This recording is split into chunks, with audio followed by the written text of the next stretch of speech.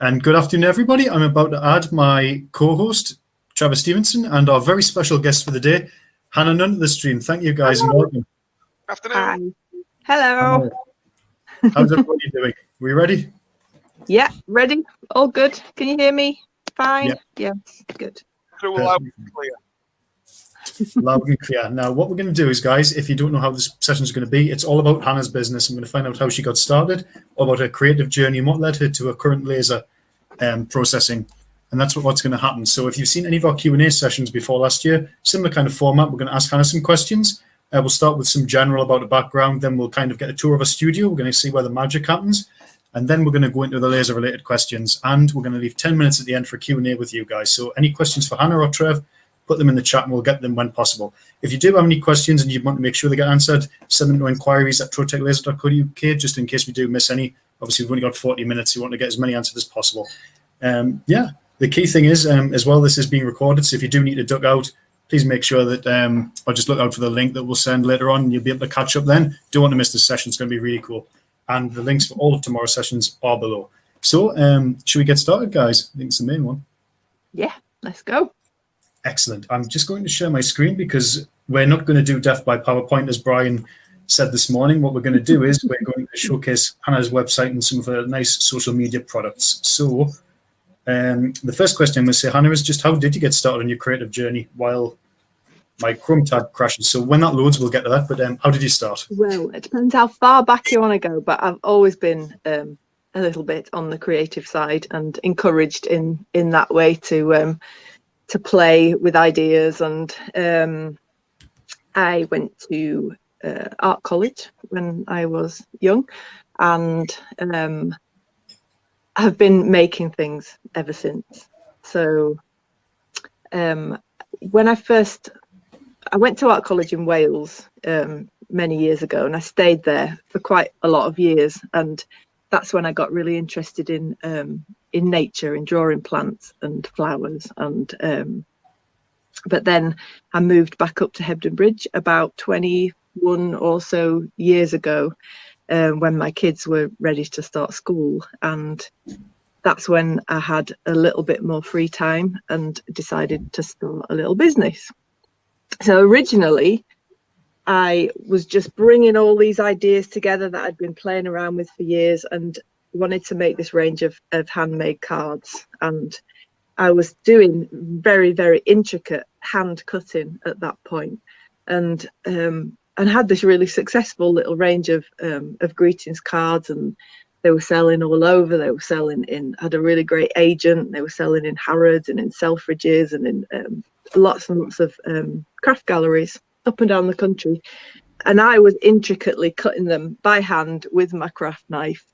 Lots of tiny little windows and tiny little shapes. And it was at that point I was like, oh my goodness, there's these things called laser cutters, and they'll do this for you. And wouldn't it be amazing if I could have one?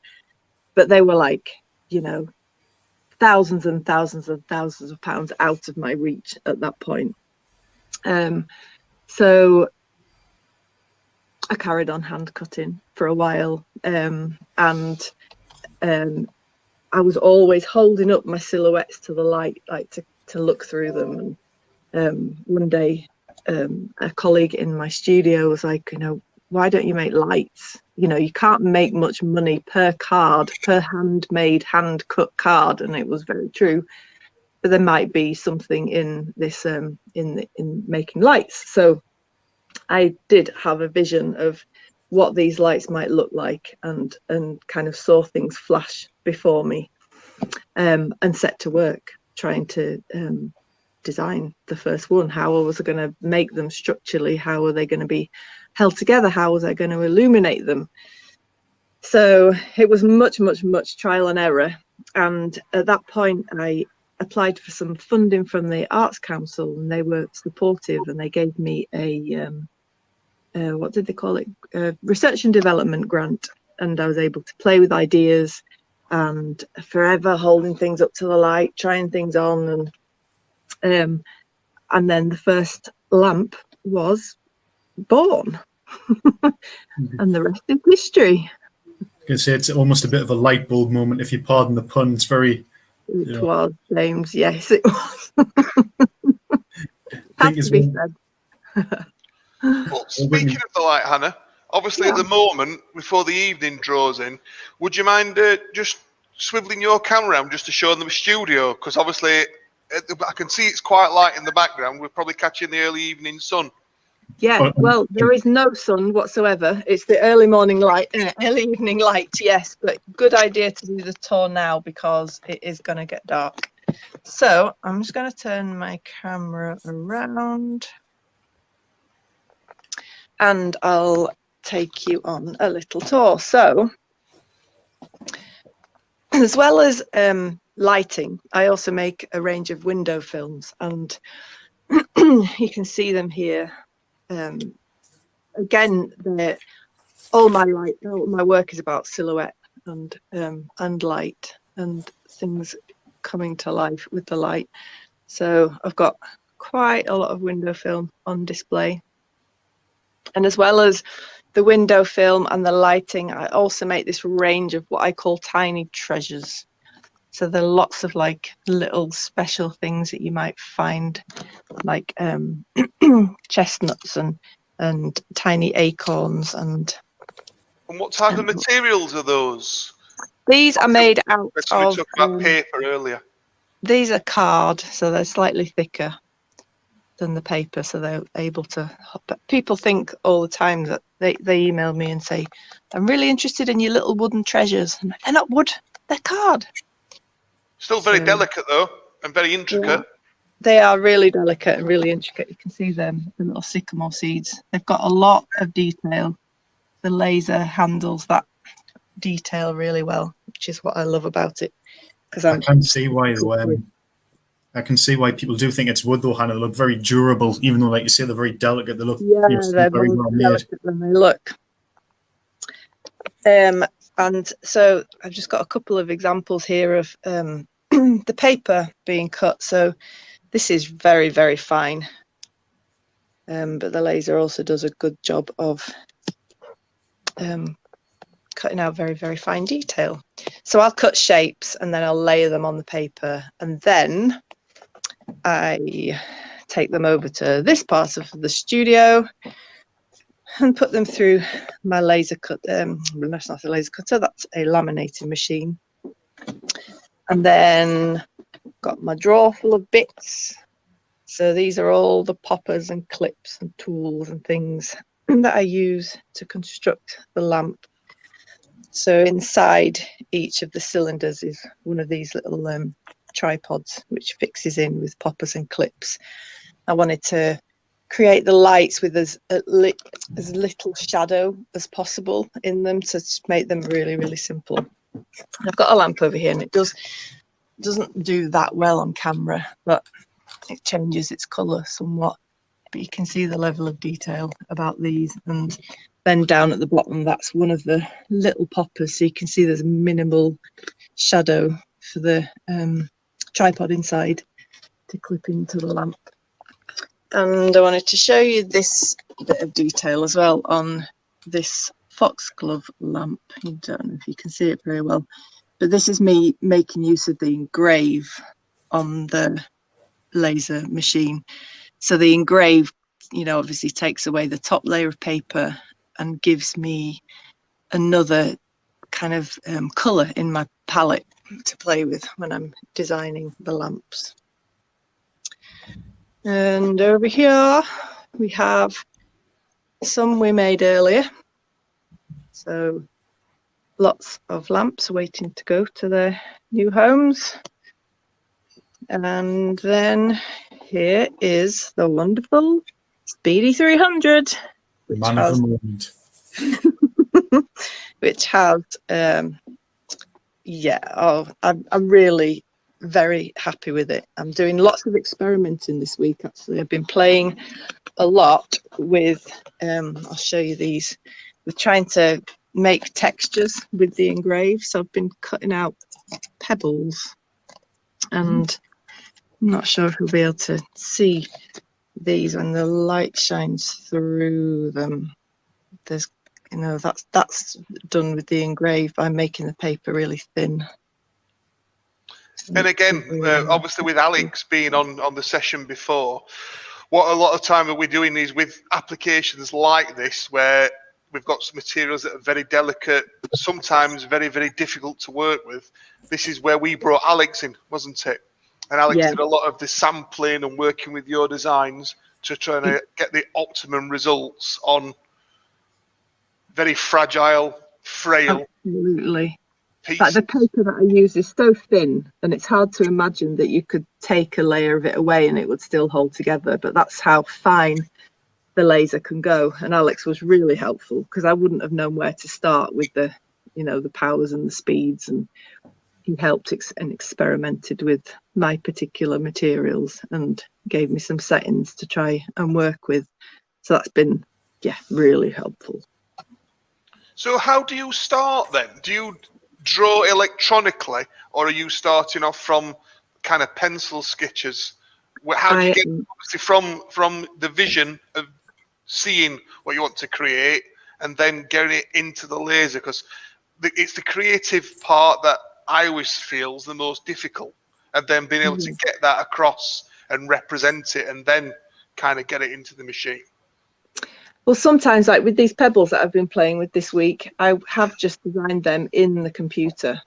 But normally I do like to draw, and I've got one of my sketchbooks out to show you. So I do make lots and lots of intricate black and white line drawings, because I'm thinking of, when I'm drawing, I'm thinking about taking a scan of these and turning them into a vector graphic. So I have to be really careful when I draw that all the lines join up and everything's just ready. So I'll do my drawings first, and then I scan them in. Got a big A3 scanner, and then I will turn them into a vector graphic.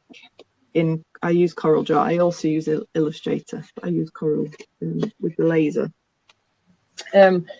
So once I've got the drawing, then it can go anywhere. It's like, what is this going to be for? Sometimes I'm designing for wallpaper, sometimes I'm designing for window film, sometimes for lighting. But quite often these motifs will find themselves on all of these different products. So I've been making my lamps for 10 or so years before I launched my wallpaper range, and you can see that the wallpapers have got some of the same motifs that you'll find on my lamps. So I was experimenting with surface pattern design, and like, here's a drawing. I've got all these motifs ready that I've been making lamps out of for years. Let's play with these and see what happens. And they all became wallpapers. And then more recently than that, then this window film product showed itself up how perfect it was for me, making light and making silhouettes and letting the light shine through and letting the shadows become part of the design and part of the magic. So yeah, window film is it's kind of brought things full circle for me.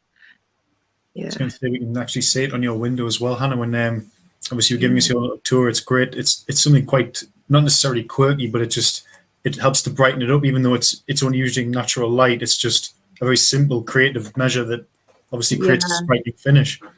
And the magic of it is when the light, the bright sunlight shines through and makes the shadows of all the grasses, and yeah, it's lovely. It seems to have captured people's imaginations, and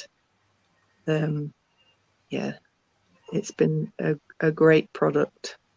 So typically, how long, if you were having to make a lamp, for instance, by hand, how long would that take you to set it out, to cut it, if you're doing it by hand? I mean, so James, click on the first one there, the cow parsley, so we'll get the level of detail.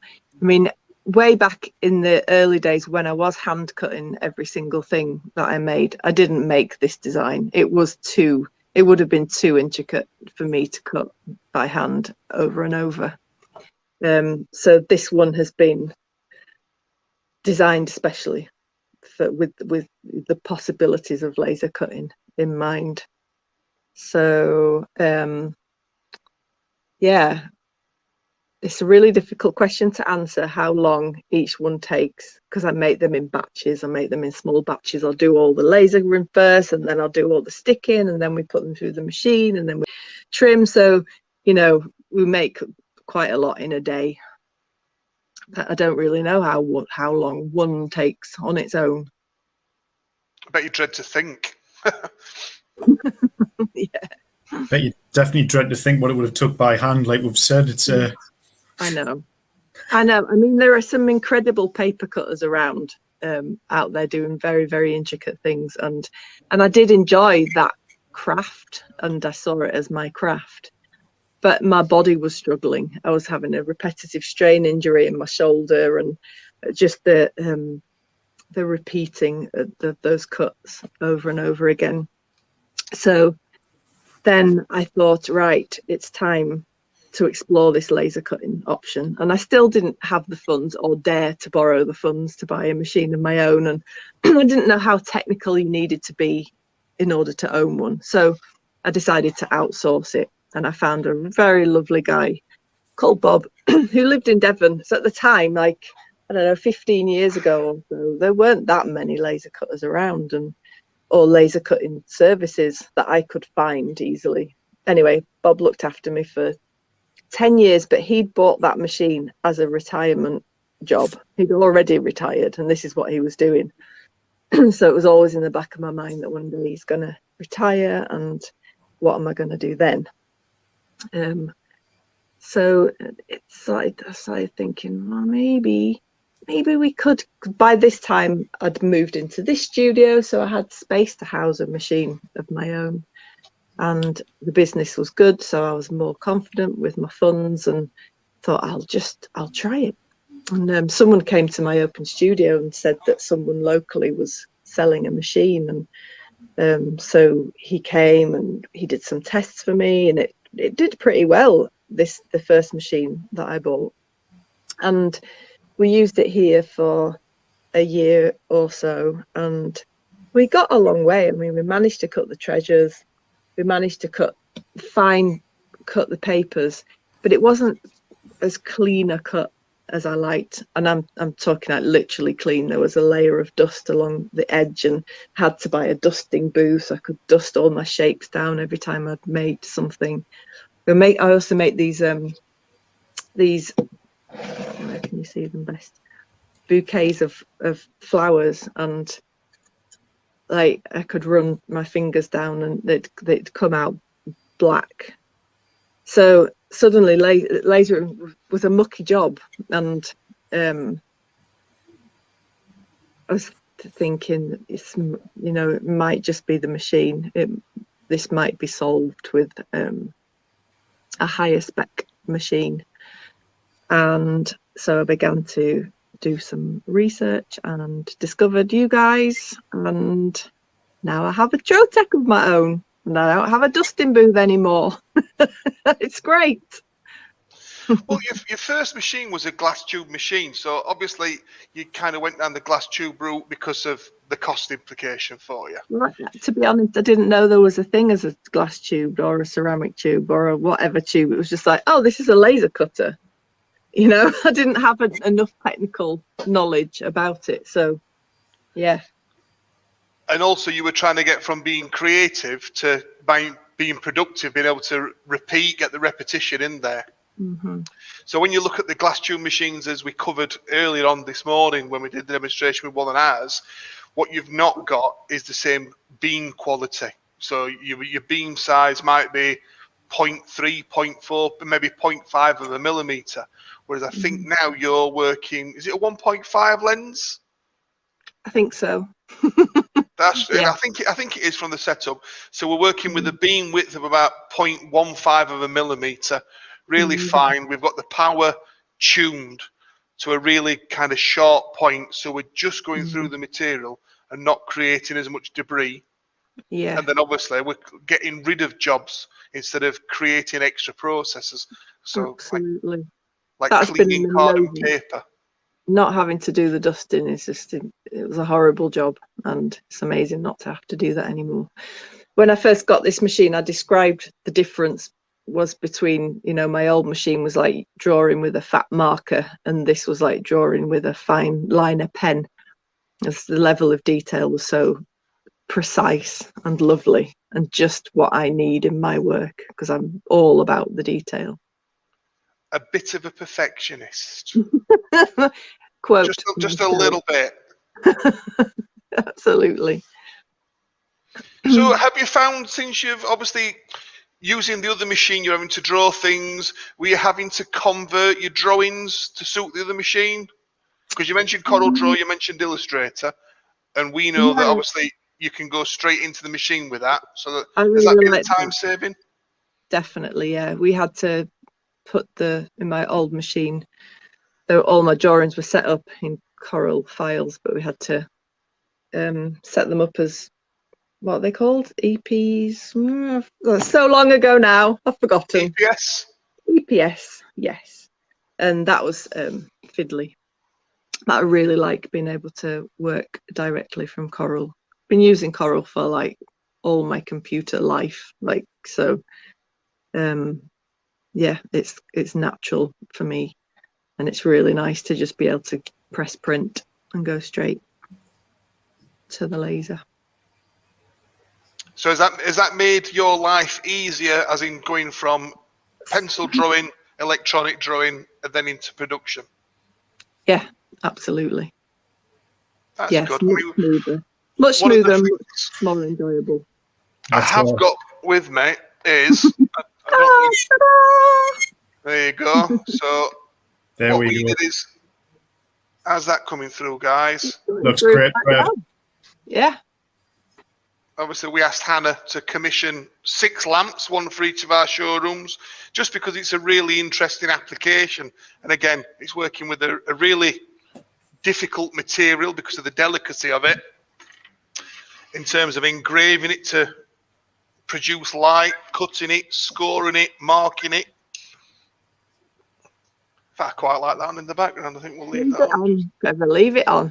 Just Yeah, I like that.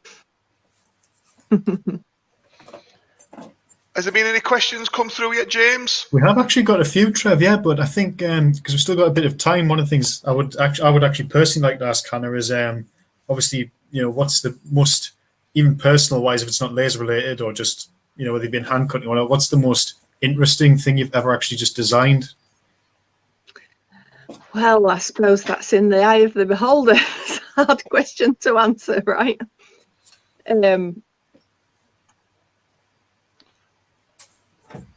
It's a tricky one, James, to sum up. But I can't find a favourite. Everything is special in my heart along the way. But when we first got the laser and we were cutting out all the little tiny treasures, we were ever so excited about them. It was like the designs were suddenly coming to life. The designs that had been on flat wallpapers and on the lamp designs were suddenly, you could hold them in our hands and string them together and create big displays, and that felt like an exciting departure and the first like possible exciting new thing that could come out of the laser. So, but I never know what's going to come next. I'm excited, just very excited about my little pebbles now, and I don't know what they're going to be, but that's how the treasures started out. Don't know what they're going to be, but there's something exciting about this, so I'm just going to keep experimenting and keep playing. So who knows? It's hard to say what my favourite, most impressive thing is. No, that's Oh, sorry, James. No, it's all right, Trevor. I was just going to say, I suppose that's another benefit you've got, Hannah, is the fact that now you've got your laser as well. You can just kind of tinker and test things yourself, as opposed to having to think, oh, I've got a really solid idea, I need to get that out, as opposed to, I'm just going to try this and see how it goes. Exactly. I've been trying really hard this new year to just carve out a bit of time each morning and not do anything else, but just play with new ideas and see where they go. And, you know, then once they go to the machine, because these pebbles are quite intricate, there's a lot of engraving, a lot of cutting, a lot of tiny detail. So get the machine on to cut out the things that I've been playing with in the morning, and then switch on my orders and see what needs doing and see what needs making and see what needs boxing. And it's been, yeah, a good a couple of weeks of doing that, and it's hard to carve out that creative time when you're running a small business, because there's a lot of demands on you. But that creative time is your business's future, isn't it? You've got to keep on making new things, so it's really important to carve it out, and I'm trying really hard to guard that time as precious and as, like, you know, something that needs my attention. So it feels nice. It feels things are flowing. I love being in here when there's lots of little things emerging, and then like excited to come back the next day to carry on playing and seeing where it goes next. So it's like planting little seeds and waiting for the next thing to grow. But when I got the machine in September, that was obviously the beginning of the dark half of the year. So I make lights, so I do lots of business when the weather is dark and cold. And then with Christmas coming up as well, I didn't really have much time to play at all. So it's nice to be on the other side of that and be experimenting with all the things that I couldn't do. I really want to really push the engrave as far as I can take it, the engrave and the detail and the texture. So this is what I couldn't do when I was having my laser cutting outsourced. And my Bob was brilliant, and he'd always, you know, send me things in the post first class if I was excited about them. Can you test this for me, Bob? But then of course I'd have to tweak it and then send it to him again, and then wait another couple of days. And so it was a slow, clunky process of play, whereas now it's like, press go, cut another one out, let's see what's happening. No, it's very instant. And yeah, because I suppose you can keep your enthusiasm, can't you, and try something a little bit more power, more speed, do something like that. And I'm guessing as well, coming through the winter months when you're busy, because that's when lots of people buying lights, it's quite nice as the evenings are starting to get that little bit longer gradually now to be kind of creative, and the seasons are changing a little bit, where you're being so inspired by nature. Yeah, it's easier in the summer, obviously, because you've got more time of an evening. There's not much time for going out walking and working. So yeah, I'm looking forward to the spring and summer for that. Definitely, and it's a bit more creative, like you say, inspiration, because I'll show it at the end, but your social media, you've got loads of just nice pictures of around your studio, and it's just, you can see why you're so inspired by nature. Thank you. It's nice. Well, we live in a really amazing place for that. We're in Hebden Bridge, and it's in a deep, steep wooded valley, and literally any way you leave out of the door, you can be in the woods or the meadows or the moors, or so many footpaths, so many woods, so many different places just on different sides of the valley can feel really like you're in a totally new place. So I've got endless things to discover, endless places to walk, and yeah, it's lovely being here. Yorkshire. It feeds me well. Yorkshire, indeed. And I'm left out up in the northeast. I'm sure it's very nice too. That's got some good bits, surely. Some bits, yeah, some bits. No, that's great, Hannah. Thank you very much. So we've actually got a lot of good questions coming in. Actually, a lot for you as well. So I hope you're prepared. I did say when I did my mail out, you can ask me anything. And my dad sent a message via my mum saying, "Who won the cup final in 1969?" Oh, thanks for that. Very funny. That question's not here, so don't worry. I think you should be all right with this. So the first one is from Brody. What kind of paper do you use? I use it's an imitation parchment paper. It's a GF Smith, one of their parchments. It's forgotten what grammage it is now, 130 or 40. I was worried that because they changed their paper, and for years I've been using a paper that was 170 grams, and they changed it and it was a lot thinner, and I was worried that it wasn't going to be all right, but it is really nice. And even though it's very thin, it's very smooth. the reason I chose it is because it still looks as it's got a really lovely glow when the light shines through it, and there's not too much grain inside the paper, because sometimes a paper can look lovely to the eye and then you hold it up to the light and it looks a completely different color. So I really like the glow, and I like the feel, the smoothness, and it cuts really beautifully. Yeah. Brilliant. Next one we've got is from Daphne. Hi Hannah, just lovely. Are you layering positive and negative and cut out areas together on paper and laminating them as one? That's exactly what I am doing, yes. So I've got quite a few layers. I've got the paper itself in the background, and then I can cut out something from the paper and then stick something on the top. Basically, I do cutting and sticking for a living, and layering up, different motifs. So because I've got the engraving to play with now, like I said before, it's like another layer in the palette.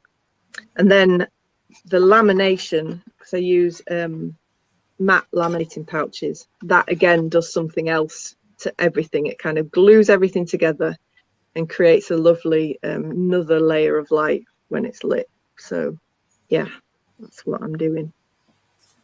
Brilliant. What this is, I don't know if you saw it flash up before. It's not a question, but Nathan's saying that he brought one of your lamps 8 years ago. That's nice. Thank you, Nathan. Wonder what shop that was. North Leeds. Oh, was it in the Bowery in Headingley? Perhaps. Yeah, it probably was. Still time to drop your answer, Nathan. Let us know where it was. We've got Paul. Paul asks, I haven't clicked that hard. No, there we go. And so once drawn, scanned and engraved, how do you convert the raster images to cut the external vector profiles of the detailed parts?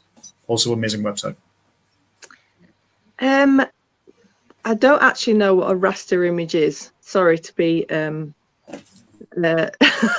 untechy. What? So I will draw the shape, scan it in, image trace it so that it becomes just one single black hairline, and then it's ready to go. But I'll fiddle with the lines in Coral, so I'll tighten them, shorten them, whatever. And then with the laser software, you assign it a color. So I don't know if you know this about the laser, but you know, if I've got a red line in my drawing, a red hairline, that means that the laser's gonna cut out the shape. If I have a black shape without an outline, it means it's going to engrave. So there's a certain amount of communication needed when setting up the design. Do you play with the line thickness as well for different effects for the engraving? I do. I have, yeah. But at the moment, I'm happy with this one setting and seeing how far I can go with that. Yeah. And I've got a question actually. Are you thinking about starting to look at other materials than papers to try and kind of add to the range of materials that you're working with? Not at the moment, no, because I just want to get the most out of this one material. Well, I've got the card and the paper, but I've got so many products and so many materials and so many different things. I just want to try and keep it simple at the moment. So I just want to work with the paper that I've got. But no doubt something will excite me in the future, and I'll experiment with new material. But yeah, not yet. Don't freak me out. It's too much to do. Trevor, it's nearly 5 o'clock. Don't worry. Let me just turn my light back on. My lights have gone off automatically. There we go. And then there was light. You're doing a Chris Green trick there, Trev. You're not even in Bolden. Automatic lighting, it's the future. Get you to design some of them, Hannah. Somebody did show me they had it wired up to something or other, and they were like, Google, put the light on, and the light went on. I liked that. Dear. That was good. Yeah, there'll be an app on your phone next. Yeah. We've got one. It already is. Oh no, that's typical.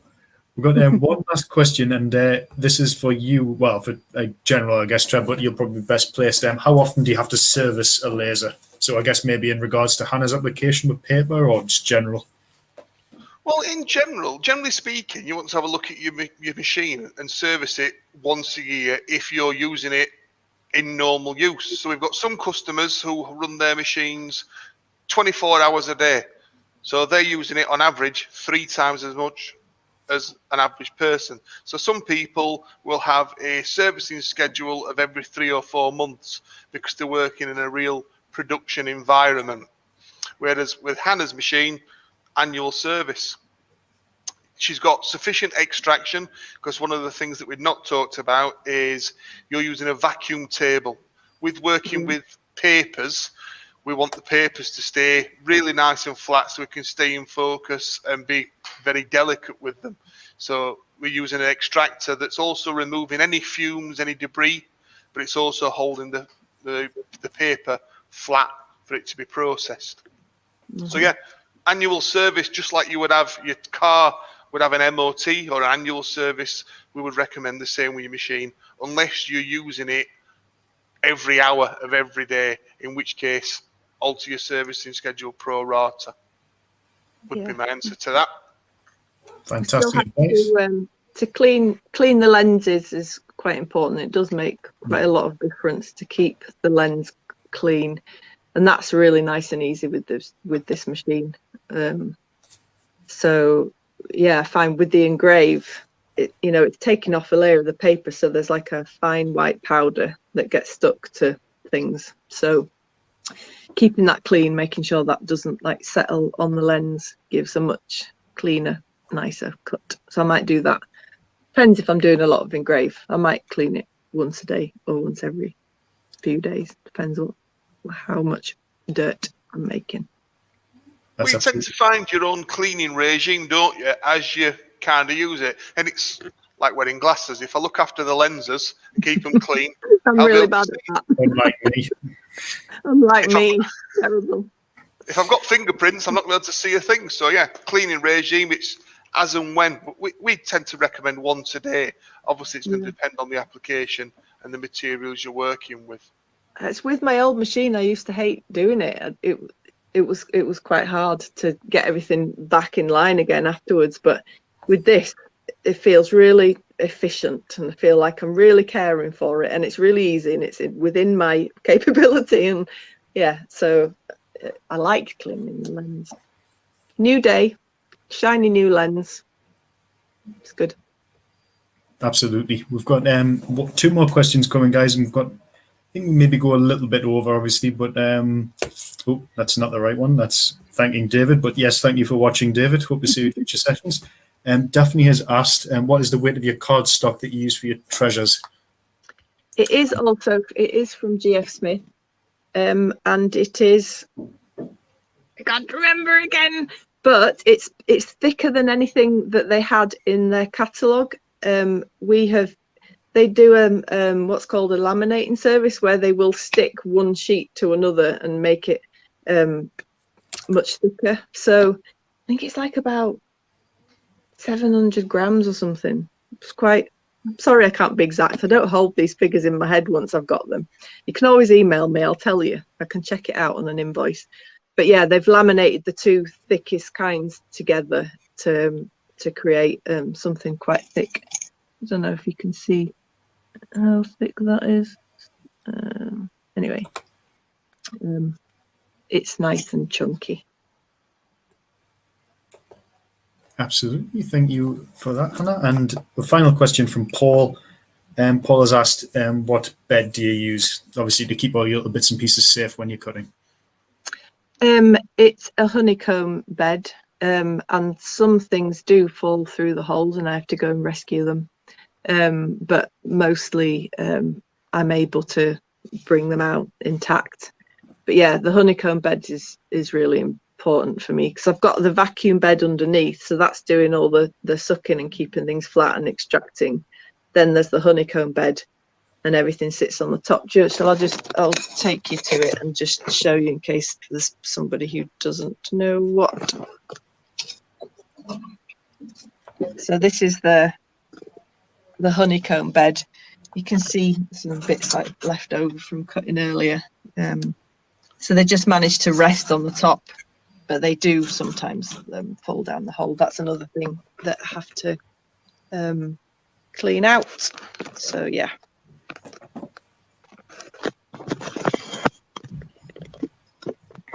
Perfect. Thank you very much for that answer, Hannah. And unfortunately, it looks like we're at the end of our session, but we could have gone on for a lot longer, but unfortunately, it's the limit of shows. But yeah, thank you very much for sharing it. It's been, I don't want to say enlightening, but I will, because I've got to make fun.